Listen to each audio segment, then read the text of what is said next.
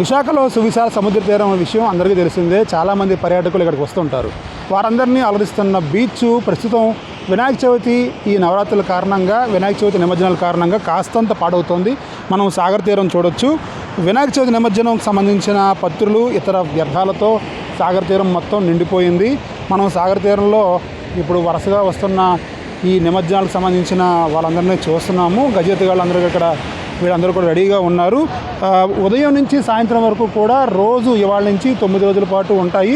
1వ తారీఖు అంటే మన 1వ రోజు నుంచి దాదాపుగా, అంటే నేను 1వ రోజు, ఇవాళ 1వ రోజు కింద వస్తుంది. ఎందుకంటే ఇవాళ ఒకటి నిమజ్జనానికి సంబంధించి అయితే కనుక ఇవాళ నుంచి దాదాపు 9 రోజుల వరకు కూడా, కొంతమంది 9 రోజుల తర్వాత కూడా చంద్రగ్రహణం ఉన్నప్పటికీ కూడా వచ్చే అవకాశం కనిపిస్తోంది. ఈ నేపథ్యంలో ఎక్కువ శాతం వ్యర్థాలు, ఇక్కడ మనం చూస్తున్న వ్యర్థాలన్నీ కూడా పేరుకుపోయి ఉంటున్నాయి.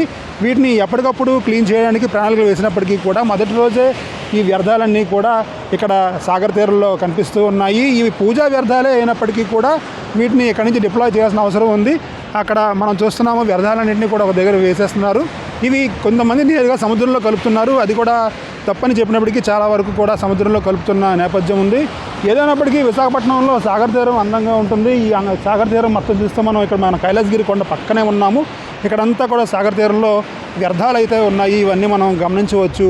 ఈ మొత్తం సాగర్ తీరం మొత్తం అంతా కూడా ఇప్పుడు ఈ వ్యర్థాలే కనిపిస్తున్నాయి. ఎక్కడ పడితే అక్కడ ఆ పువ్వులు కావచ్చు, లేకపోతే ఈ పాలవెల్లులు కావచ్చు, అలాగే వినాయక పత్రిలో వాడే ఈ మొత్తం అన్నీ కావచ్చు. వినాయక చవితి విగ్రహాలని నిమజ్జనం చేయడంతో పాటు వాటిని పత్రికలు కూడా ఇక్కడ వేసేస్తున్నారు. దీంతో మొత్తం అంతా సాగర్ తీరం అంతా కూడా కాస్తంత ఇది కొంచెం వేస్ట్గా కనిపిస్తోంది. ఇదంతా కూడా ఈ వ్యర్థాలతో కనిపిస్తోంది. దీన్ని ఎప్పటికప్పుడు క్లీన్ చేయాల్సిన నేపథ్యం ఇప్పటికైనా బాధ్యతలు తీసుకోవాల్సిన అధికారుల మీద ఉంది. ఈ తీరం మొత్తం కూడా ఇటు విశాఖపట్నంలో మనకి యారాడ్ బీచ్ నుంచి అటు పాయకరావుపేట వరకు కూడా సముద్ర తీరం ఉంటుంది.